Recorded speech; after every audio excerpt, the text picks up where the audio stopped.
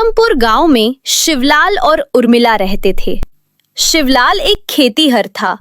वो अपने खेत में सब्जियां उगाता था, लेकिन वो चाहकर भी फल नहीं उगा सकता था, क्योंकि उस गांव की मिट्टी में फल उगते ही नहीं थे। गांव के लोगों ने कई पीढ़ियों से फल का स्वाद नहीं चखा था। सुबह के 5 बजे थे। शिवलाल ने उर्मिला को जगाया। उर्मिला उठो। क्या बात है पिंटू के बाबा, आपने मुझे इतनी सुबह क्यों जगाया? बात ही ऐसी है कि मुझे तुम्हें उठाना पड़ा। ऐसी क्या बात है? मैंने अभी अभी एक सपना देखा है। मैंने देखा कि हमारे खेत में अमरूद का पेड़ है और मैं उसमें से हरे हरे ताजे ताजे अमरूद तोड़ रहा हूँ। सपना तो सपना होता है। आप तो जानते ही हैं कि हमारे गांव में फलों की खेती नहीं हो सकती। जानता हूँ, लेकिन बड़े बुजुर्ग कहते हैं कि सुबह का सपना सच होता है। यह सपना कभी सच नहीं होगा। गांव की कई पीढ़ियों ने फलों का स्वाद नहीं चखा। पिंटू कई दिन से बीमार है। डॉक्टर ने उसे फलों का रस पिलाने के लिए कहा है, लेकिन हमें फल कहाँ मिलेगा? हमारे नसीब में फल कहाँ? आप सो जाइए। ऐसा कहकर उर्मिला सो जाती है। शिवलाल भी सोने लगता है। तभी कोई उनके घर की कुंडी खटखटा है। सुबह सुबह कौन हो सकता है? मैं देखता हूँ। शिवलाल उठकर दरवाजा खोलता है तो बाहर एक साधु बाबा खड़े थे। बेटा, मैं जानता हूँ कि मैं गलत समय पर तुम्हारे घर आया हूँ। अरे नहीं नहीं बाबा, ऐसी बात नहीं है, आप अंदर आइए। शिवलाल साधु बाबा को घर के अंदर बुलाता है। बेटा, सुबह होने वाली है, मेरे भोजन का प्रबंध कर देते तो अच्छा होता। हाँ बाबा, क्यों नहीं, अपना हाथ धो लीजिए, मैं आपके लिए भोजन तैयार करती हूँ। शिवलाल साधु बाबा को नहाने के लिए साबुन और पानी देता है। जब बाबा नहा लेते हैं, तब शिवलाल देखता है कि बाबा के पैरों में छाले पड़ गए थे। शिवलाल समझ जाता है कि बाबा काफी दूर से चलकर आए हैं और नंगे पैर चलने के कारण उनके पैरों में छाले पड़ गए हैं, क्योंकि बाबा के पैरों में चप्पल नहीं थी। शिवलाल उन्हें अपनी चप्पल दे देता है। वो बाबा के पैरों में चप्पल पहना देता है। तभी उर्मिला एक थाली में गरम गरम भोजन परोसकर ले आती है और बाबा को खाने के लिए देती है। बाबा भर पेट भोजन करते हैं। उसके बाद भोजन बहुत स्वादिष्ट था, लेकिन भोजन में एक कमी थी। बाबा की बात सुनकर उर्मिला और शिवलाल काफी घबरा जाते हैं कि साधु बाबा के स्वागत में क्या कमी रह गई, कहीं बाबा नाराज ना हो जाए। उर्मिला ने डरते डरते पूछा, भोजन में क्या कमी रह गई बाबा? भोजन के साथ तुमने कोई फल नहीं दिया। ये सुनते ही शिवलाल और उर्मिला दोनों उदास हो जाते हैं। क्या बात है, तुम दोनों परेशान क्यों हो गए?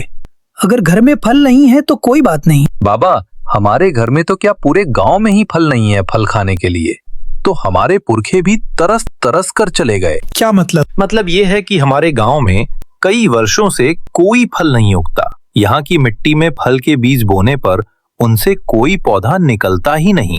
शायद यहाँ की मिट्टी को किसी का श्राप लगा है, जिससे यहाँ फल नहीं उगते।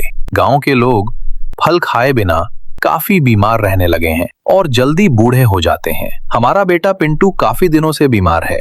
डॉक्टर ने उसे फलों का रस पिलाने के लिए कहा है, लेकिन हम फल कहाँ से लाएं? कई ग्रामीण बीमारी की हालत में फलों के अभाव में कमजोर होकर स्वर्ग से धार गए। अच्छा, तो ये बात है। तुम लोग चिंता मत करो, अब से तुम्हारे खेत में फल उगेंगे, और वो भी जादुई फल। क्या हमारे खेत में फल उगेंगे? जादुई फल, ये कैसे संभव है बाबा? तुम दोनों ने मेरी बहुत सेवा की है, इसलिए मैं तुम दोनों को कुछ देना चाहता हूँ। बाबा ने अपनी पोटली में से कुछ फलों के बीज निकालकर शिवलाल को दे दिया। ये क्या है? इन्हें आज ही अपने खेत में रोप देना और फिर कल देखना। ठीक है बाबा।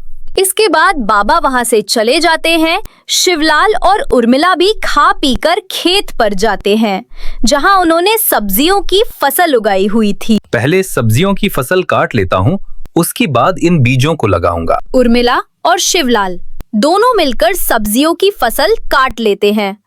उसके बाद शिवलाल खेत में उन बीजों को लगा देता है जो साधु बाबा ने उसे दिए थे। दोनों पति पत्नी सब्जियों को बाजार में बेचने चले जाते हैं। जब वे घर वापस आते हैं तो देखते हैं कि उनका बेटा पिंटू रो रहा था। पिंटू काफी दिनों से बीमार था और फलों का रस न मिलने के कारण काफी कमजोर हो गया था। पिंटू को रोता देखकर उर्मिला उसे सीने से लगा लेती है और उसे खाना खिलाती है। ले खाना खा ले मेरे लाल। अगर भगवान की कृपा रही तो बहुत जल्दी तुझे फलों का रस भी पिलाऊंगी। लेकिन उर्मिला मन ही मन डरी हुई थी कि कहीं कमजोरी के कारण पिंटू के प्राण ना उड़ जाए। इधर शिवलाल सब्जियां बेचकर घर आता है तो कहता है, पड़ोस के गांव से एक फल वाला फलों की टोकरी लेकर आया है, लेकिन उसके फल काफी महंगे हैं। मैंने सोचा कि पिंटू के लिए कुछ फल खरीद लो, लेकिन वो एक अनार 1000 में दे रहा था। इतनी की तो मेरी सब्जी भी नहीं बिकी। कुछ लोगों को दूसरों की मजबूरी का फायदा उठाने में तनिक भी शर्म नहीं आती। आपने अच्छा किया वह फल नहीं लिया। बाबा ने कहा तो है कि हमारे खेत में जादुई फल उगेंगे। हम कल खेत पर जाकर देखेंगे। उस दिन शिवलाल और उर्मिला ने किसी तरह से रात गुजारा। दोनों को जल्दी से अपने खेत में फलों के उगने का इंतजार था। अगले दिन सुबह सुबह शिवलाल ने उर्मिला को जगाया। उर्मिला, सोती ही रहोगी? खेत पर नहीं चलना है क्या? हाँ चलिए चलते हैं। दोनों पति पत्नी खेत पर जाते हैं। वहाँ वो देखते हैं कि उनके खेत में आम, अमरूद, अनार, सेब, पपीता और काफी सारे फल लगे हैं। अरे ये तो चमत्कार हो गया। देखो देखो, मेरा सपना सच हो गया। शिवलाल एक अमरूद तोड़ता है और उसे खाने लगता है। कितना स्वादिष्ट और रसीला अमरूद है। दोनों जल्दी जल्दी सारे फल तोड़ने लगते हैं। बाबा ने कहा था ये जादुई फल है, इन फलों के रस से हमारा बेटा जल्दी ठीक हो जाएगा। वे दोनों सारे फल लेकर घर आ जाते हैं।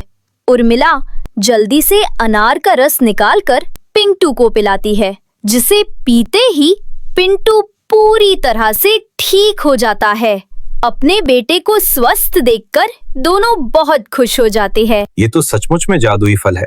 गांव के लोग फल देखकर बहुत खुश होंगे। मैं इन्हें बाजार में बेच कर आता हूँ। शिवलाल उन फलों को टोकरी में लेकर बाजार जाता है। सारे ग्रामीण फलों को देखकर हैरान हो गए। अरे भाई, गांव में पहली बार फल देखने को मिला है। शिवलाल, तू ये फल कहाँ से लाया रे? ये मेरे खेत के फल है। ये सब जादुई हैं। तेरे खेत में फल कैसे फले, और वो भी जादुई? पहले मेरे फल खाकर तो देखो। बीमारों को जरूर खिलाना। पूरे गांव में खबर फैल जाती है कि शिवलाल जादुई फल बेच रहा है। सारे ग्रामीण फल खरीदने के लिए टूट पड़ते हैं। देखते ही देखते शिवलाल के सारे फल बिक जाते हैं। ग्रामीणों ने जब वो जादुई फल खाए तो बीमार तुरंत ठीक हो गए। कमजोर लोगों में ताकत आ गई, बूढ़े जवान होने लगे और लोगों की हर तरह की बीमारी दूर हो गई। इसके बाद तो जैसे शिवलाल के घर के सामने लोगों की लाइन लग गई। हर कोई जादुई फल खरीदने के लिए बेचैन था। अरे उर्मिला, हमें भी जादुई फल चाहिए। कभी फल का स्वाद नहीं चखा। सुना है तेरे खेत के फलों में बहुत स्वाद है। मिलेगा, सबको फल खाने को मिलेगा, लेकिन अब अगला फल आने में वक्त तो लगेगा ना। चाची थोड़ी दिन इंतजार करो। तू अपने खेत पर चलकर देख तो सही, शायद कुछ फल बचे हो।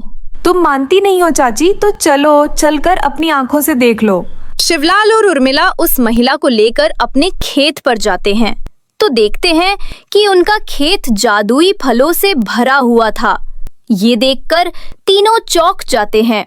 वो महिला काफी खुश हो जाती है और ढेर सारे जादुई फल खरीदकर घर ले जाती है। शिवलाल और उर्मिला फिर से सारे फल तोड़ लेते हैं और गांव में बेच देते हैं। गांव वालों को पहली बार जादुई फल खाने को मिल रहा, ये जानते हुए भी दोनों ने इस बात का फायदा नहीं उठाया और फलों को सस्ते दाम में बेचते थे। एक दिन गांव वालों ने शिवलाल से कहा कि क्या हमारे खेत में कभी फल नहीं उगेंगे? तब शिवलाल ने उन्हें उस बाबा के बारे में बताया जिन्होंने उसे जादुई फलों के बीज दिए थे। क्या बाबा दोबारा कभी नहीं आएंगे? ये तो नहीं पता, लेकिन वो कोई साधारण बाबा नहीं थे। अगर वो कभी आए तो मैं उनसे ये बात जरूर कहूंगा। ऐसे ही थोड़े दिन गुजर गए। शिवलाल और उर्मिला के जादुई फल खाकर गांव वाले काफी तंदुरुस्त हो गए थे। कुछ दिन के बाद वो साधु बाबा फिर से उनके घर आए। इस बार दोनों ने उनसे कहा, बाबा कुछ ऐसा करो कि दूसरे ग्रामों के खेत में भी फलों की खेती हो सके। ठीक है, ये बीज ले लो। और गांव के सभी खेतीहरों में बांट दो। उनके खेत में भी फलों की खेती हो सकेगी, लेकिन उनके फल जादुई नहीं होंगे। ठीक है बाबा। बाबा के जाने के बाद शिवलाल ने गांव के खेतीहरों को बाबा की कही हुई बात बताई और उन्हें वो बीज दिए। कोई बात नहीं भैया, हमारे खेतों में भी फलों की खेती हो सकेगी, वही बहुत है। जादुई फल तो हम तुमसे ले लेंगे। उस दिन के बाद से उत्तमपुर गांव में फलों की खेती होने लगी, लेकिन जादुई फल केवल शिवलाल और उर्मिला के ही खेत में उगते। दूर दूर से लोग उनसे जादुई फल खरीदने आते, जिसे खाकर वे सदा सेहतमंद और जवान बने रह सके। देख विनय, हमारे पास हमारे माँ बाबा की ज्यादा जमीन नहीं है, इसीलिए नदी के किनारे जो जमीन है वह तुम रख लो और गांव में जो जमीन है वह मैं रख लेता हूँ। लेकिन भैया, नदी के पास वाली जमीन तो बंजर पड़ी हुई है। देवर जी, जमीन तो आपको वही लेनी पड़ेगी। अगर आपको वह जमीन चाहिए तो ले लीजिए, नहीं तो वह जमीन भी आपको नहीं मिलेगी, समझे आप? भाभी, यहाँ हम दो भाइयों में बात चल रही है, अगर आप बीच में ना बोले तो ज्यादा अच्छा होगा। विनय, तुझे नहीं लगता कि तू अपनी भाभी से कुछ ज्यादा ही जुबान लड़ा रहा है? तू अपनी औकात भूल गया है क्या? विनय जी, रहने दीजिए। इन लोगों से हम जीत नहीं सकते क्योंकि यह पैसे वाले हैं और हम नहीं। ये जो जमीन हमें दे रहे हैं, हमें वहीं रख लेना चाहिए, वरना हमें वो भी नहीं मिलेगी। सुमिता की बात सुनकर अब विनय चुप हो जाता है और इस तरह जमीन का बंटवारा हो जाता है। नदी के किनारे वाली बंजर जमीन विनय के हिस्से में आती है और अच्छी जमीन जिसमें फसलें काफी अच्छी हुआ करती थी, वह महेश के हिस्से में आ जाती है। विनय जी, आप इस तरह क्या देख रहे हैं? सुमिता, मैं देख रहा हूँ कि हमारी किस्मत भी हमारा साथ नहीं देती। देखो ना, जब तक माँ बाबा जिंदा थे तब तक सब कितना अच्छा चल रहा था, लेकिन उनके जाने के बाद ही सब कुछ खराब हो गया। अगर आज उनके रहते रहते जमीन का बंटवारा होता तो शायद महेश भैया हमारे साथ इतना बड़ा धोखा नहीं करते। कोई बात नहीं जी, भगवान के घर देर है अंधेर नहीं। अगर उन्होंने हमारे हिस्से में यह बंजर जमीन लिखी है तो इसके पीछे जरूर कोई ना कोई वजह होगी। हम भले ही गरीब हैं, लेकिन हमें जीवन कैसे बिताना है यह ऊपर वाला ही बताएगा। सुमिता की बात सुनकर विनय उसके गले लग जाता है और इस तरह अब दोनों मियाँ बीवी इस बंजर जमीन पर अपनी छोटी सी झोपड़ी बनाते हैं और रहते हैं। समय यूं ही गुजरता है और गुजरते समय के साथ दिन प्रतिदिन महेश अमीर और विनय गरीब होता जा रहा था। ऐसे ही एक दिन सुमिता की तबीयत काफी खराब हो जाती है, लेकिन विनय के पास इतने पैसे नहीं थे कि वह अपनी पत्नी का इलाज करवा सके। सुमिता की हालत देख विनय अपने भाई महेश के पास जाता है और उसके सामने हाथ जोड़ते हुए उससे कहता है, भैया, सुमिता बहुत बीमार है। मेरे पास इतने पैसे नहीं कि मैं उसका इलाज करवा सकूं। मैं आपके पास बड़ी उम्मीद से आया हूं। कृपया करके मुझे कुछ पैसे दे दीजिए ताकि मैं सुमिता का इलाज करवा सकूं। गांव बसा नहीं कि भिखारी पहले आ गए। अरे, तूने हमारे घर को पैसों का भंडार समझ रखा है क्या? यहाँ पर पैसों का पेड़ नहीं लगे कि जब मन चाहा मुँह उठाकर चले आए। भाभी माँ, कृपा करके मेरी मदद कर दीजिए। अगर आज उसको दवा नहीं मिली तो वह मर जाएगी। मरती है तो मर जाए, उससे हमें क्या? वैसे भी जब हमने जमीन बांटी तभी हम लोगों का रिश्ता भी बढ़ चुका था। विनय अपने भैया भाभी से कुछ पैसों की मदद मांगने की आस में उनके पास गया था, लेकिन उसे वहां से भी निराशा ही मिलती है, जिसके बाद विनय रोते हुए अपनी बंजर जमीन पर खेती करने के लिए खुदाई करना शुरू कर देता है। जैसे जैसे वह खुदाई करता वैसे वैसे मौसम में बदलाव आता रहता। यह क्या है? जैसे ही विनय उस लाल कपड़े को हटाता है तो उसकी आंखें चौंधिया जाती है, क्योंकि उस मटके में सोने के अंगूर रखे हुए थे। ये क्या? ये तो सोने के अंगूर है।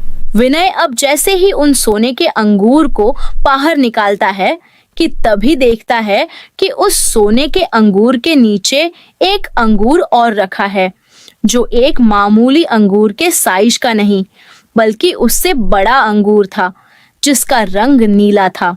ये क्या है? अजीब सा मटका हमारे खेत में। इस मटके के अंदर ये सोने के अंगूर है और इन सोने के अंगूरों के नीचे एक और अंगूर जिसका रंग नीला है। मैंने आज से पहले इस नीले अंगूर को कभी नहीं देखा। विनय यह बात बोल ही रहा होता है कि तभी उसके हाथ से वह अंगूर उछलकर उसके खेत में गिर जाता है और कुछ ही देर में उसकी बंजर जमीन पर अंगूरों का बगीचा आ जाता है और हर डाल में नीले अंगूर थे। यह देख विनय को यह समझते देर नहीं लगती कि यह अंगूर कोई मामूली अंगूर नहीं बल्कि एक जादुई अंगूर है। ये कैसा चमत्कार है, मुझे तो अपनी आंखों पर विश्वास ही नहीं हो रहा। विनय, मैं कोई मामूली अंगूर नहीं बल्कि एक जादुई अंगूर हूँ। तो तुम बोल सकती हो, लेकिन भला एक अंगूर कैसे बोल सकता है? हाँ विनय, मैं बोल सकता हूँ क्योंकि मैंने अभी तुम्हें बताया कि मैं कोई मामूली अंगूर नहीं हूँ बल्कि एक जादुई अंगूर हूँ और यह जो बगीचा तुम देख रहे हो वो अब से तुम्हारा ही है।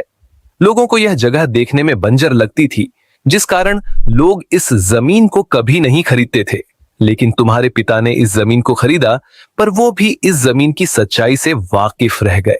दुख में ही सही, लेकिन तुमने इस जमीन को इतना गहरा खोदा कि तुम मुझ तक पहुंच गए। आज से इस बाग के मालिक तुम हो। और हाँ, यह जादुई अंगूर कोई मामूली अंगूर नहीं बल्कि एक आयुर्वेदिक अंगूर भी है। आयुर्वेदिक वो कैसे? विनय, यदि तुम इस अंगूर को किसी बीमार व्यक्ति को खिला देते हो तो उस बीमार व्यक्ति की तबीयत बिल्कुल ठीक हो जाएगी, चाहे वह रोग कितना भी पुराना क्यों ना हो। लेकिन यह जादुई नीला अंगूर उसका रोग चुटकियों में गायब कर देगा। जादुई अंगूर की बात सुनकर कहीं ना कहीं विनय के मन में एक आस जागती है और वह जगमगाती आंखों से उत्साह भरे स्वर में अंगूर से सवाल करता है। अगर ऐसी बात है जादुई अंगूर, तो क्या मैं इस जादुई नीले अंगूर को अपनी पत्नी को खिला सकता हूँ? क्योंकि मेरी पत्नी की हालत काफी गंभीर है और किसी ने भी मेरी मदद नहीं की। हाँ, तुम अपनी पत्नी को यह अंगूर खिला सकते हो। यह अंगूर खाते ही तुम्हारी पत्नी बिल्कुल पहले की तरह हो जाएगी। अच्छा, अब मैं चलता हूँ। जब भी मेरी जरूरत हो तब तुम मुझे याद कर लेना। और हाँ, इस बगीचे का उपयोग अपने लालच में नहीं बल्कि दूसरों की भलाई के लिए करना। इतना बोलकर वह जादुई अंगूर एक मामूली अंगूर में तब्दील हो जाती है, जिसके बाद विनय उस जादुई अंगूर और सोने के अंगूर को उसी मटके में रख देता है और अपने बगीचे से कुछ अंगूर तोड़कर अपनी पत्नी सुमिता के लिए ले जाता है, जहां वह देखता है कि सुमिता का खांसते हुए बुरा हाल हो रखा है। विनय अब जल्दी से मटके से पानी निकालकर सुमिता को पिलाता है और उसे वह अंगूर खाने के लिए देता है। सुमिता, तुमने कई दिनों से कुछ नहीं खाया, इसलिए तुम्हारी तबीयत और ज्यादा खराब हो गई। एक काम करो, तुम ये अंगूर खा लो। विनय जी, आप ये अंगूर कहाँ से लेकर आए? कहीं आपने चोरी तो नहीं करी? नहीं सुमिता, मैंने कोई चोरी नहीं की, बल्कि इस तरह विनय अब सुमिता को सारी बात बताने लगता है कि किस तरह उसको वह जादुई अंगूर मिला। यह सब जानने के बाद सुमिता कुछ बोलती उससे पहले विनय उसे वह अंगूर खाने के लिए कहता है। सुमिता, हम बाद में बात करेंगे, लेकिन उससे पहले तुम इस अंगूर को खा लो ताकि तुम ठीक हो सको। विनय की बात सुनकर सुमिता उस नीले अंगूर को खा लेती है और कुछ ही देर में सुमिता बिल्कुल ठीक हो जाती है। यह देख विनय और सुमिता को विश्वास हो जाता है कि उनके पास कोई मामूली अंगूर नहीं बल्कि जादुई अंगूर है। विनय अब ठान लेता है कि वह अपने अंगूर के बगीचे की देखरेख करेगा, साथ ही जिस किसी को भी उस नीले अंगूर की जरूरत होगी वह उसे फ्री में वह अंगूर दे देगा।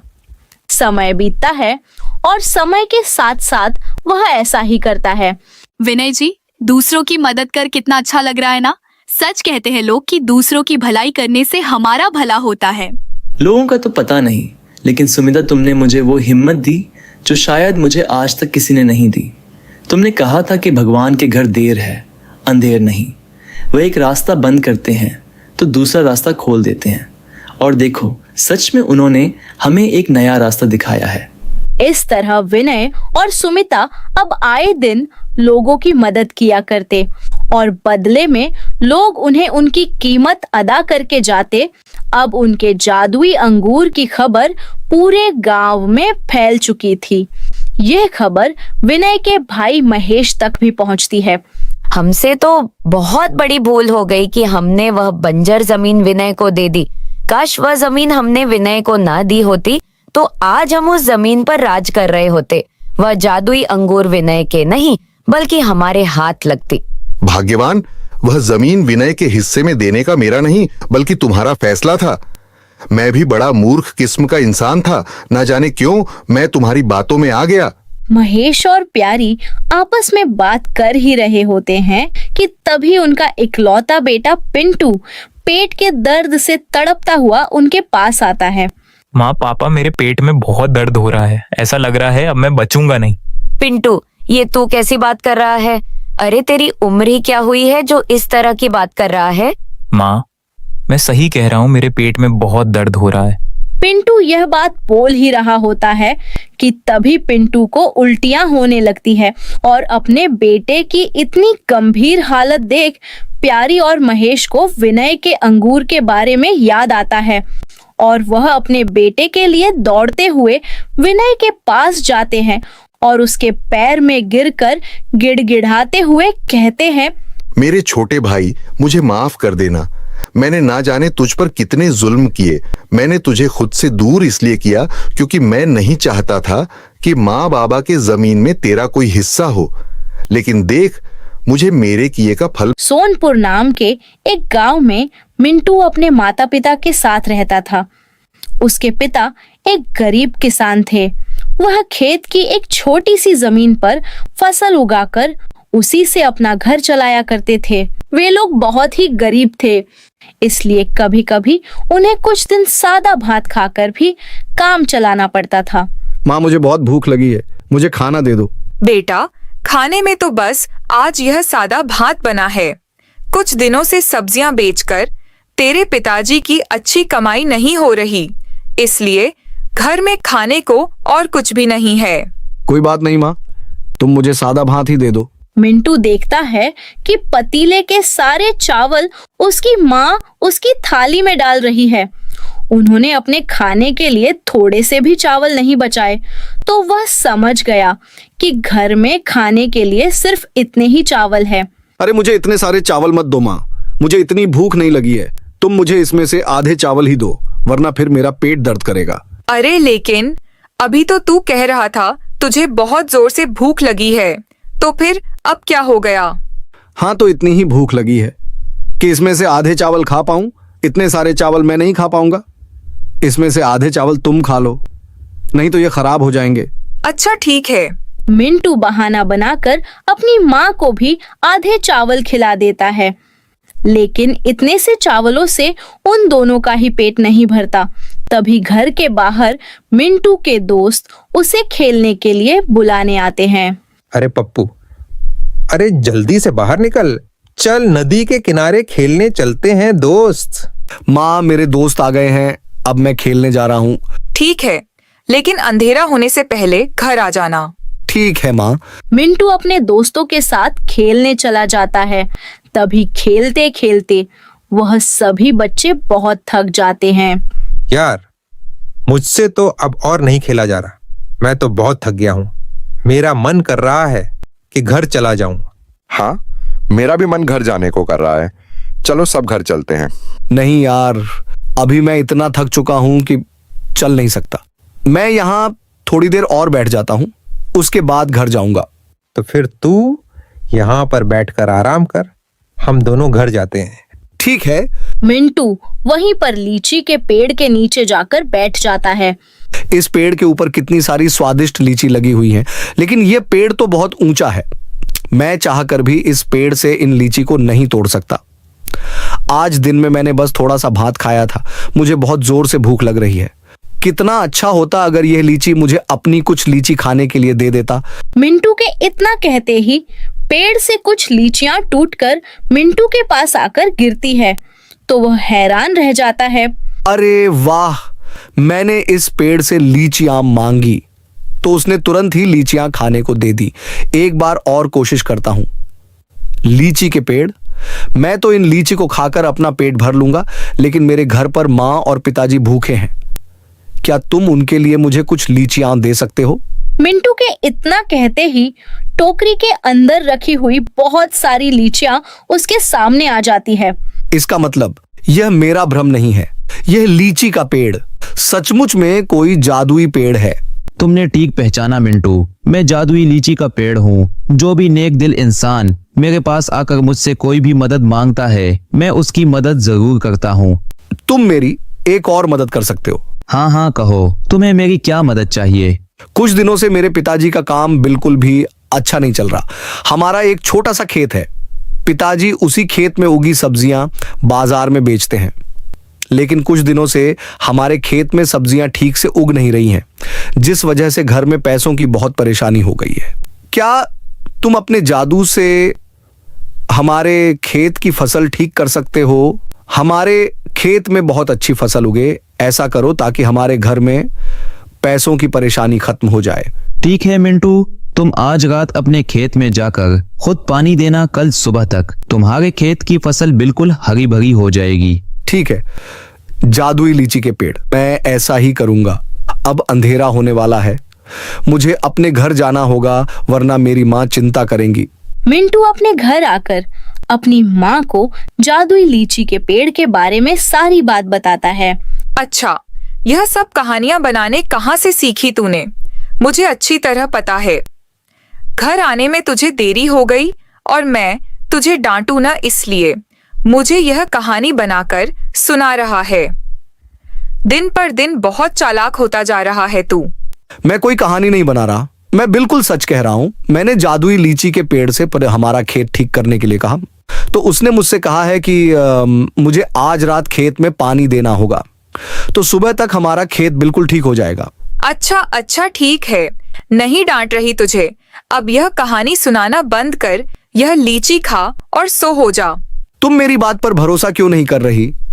और मैं अभी नहीं सोऊंगा, अभी तो मुझे खेत को पानी देकर आना है, उसके बाद ही मैं घर पर आकर सोऊंगा।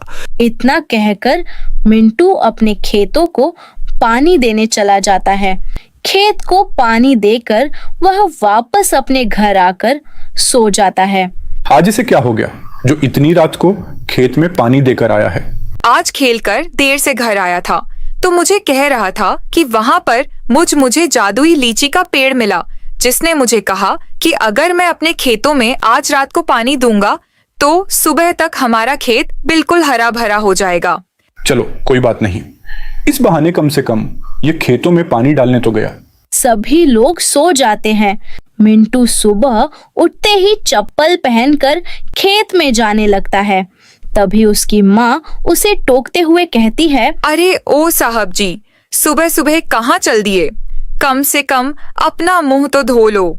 नहीं माँ, मैं बाद में अपना मुंह धो लूंगा, पहले मैं अपने खेत को जाकर देखूंगा। यह लड़का भी ना। मिंटू जल्दी से भागा अपने खेत को जाकर देखता है, तो सचमुच उसका खेत ताजा सब्जियों से हरा भरा हुआ रहता है। वह अपने खेत को इस तरह देखकर बहुत खुश हो जाता है। वह दौड़ता हुआ जल्द से अपने घर वापस आता है। माँ, पिताजी जल्दी से खेत में चलिए, हमारा खेत ठीक हो गया, हमारे खेत में बहुत सारी सब्जियां हो गई हैं। क्या ये तू हमसे कोई मजाक तो नहीं कर रहा ना मिंटू? नहीं पिताजी, अगर आपको मुझ पर यकीन नहीं है तो मेरे साथ चलकर देखिए। इस बार मिंटू के माता पिता उसकी बात मानकर उसके साथ खेत की ओर जाते हैं।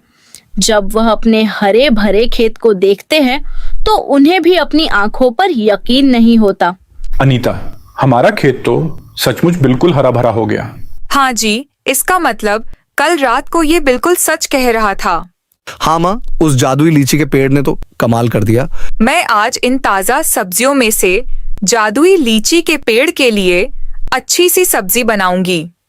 तू उसके लिए मेरे हाथ की बनी रोटी सब्जी लेकर जाना और कहना तुमने हमारी मदद की, इसलिए माँ ने तुम्हारे लिए रोटी सब्जी बनाकर भेजी है।